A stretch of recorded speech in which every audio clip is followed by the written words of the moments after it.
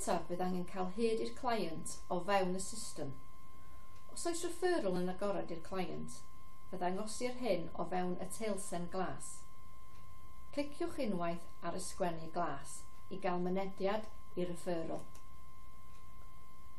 Byddwch yn gwybod os ydych ar y sgrin cywir wrth weld yr icon referral ar top y sgrin. I greu secondary allocation, bydd angen dewis involvements.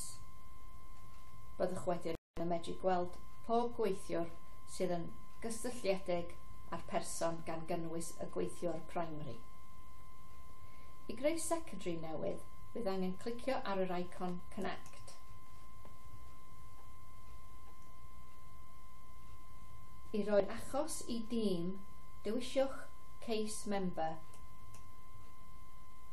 ac yna dewis y tîm wrth newid y restr i tîm.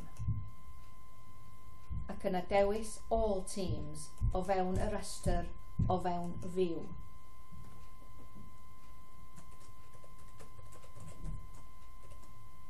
Dewisiwch y tîm a clicio ar OK. O fewn Key Team, dewisiwch y tîm eto.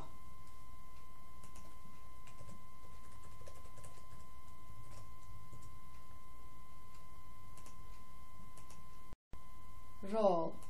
Dylai hwn fod yn secondary team.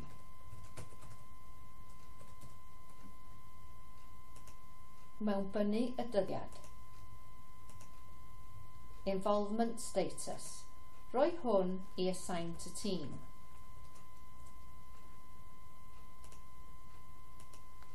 Description.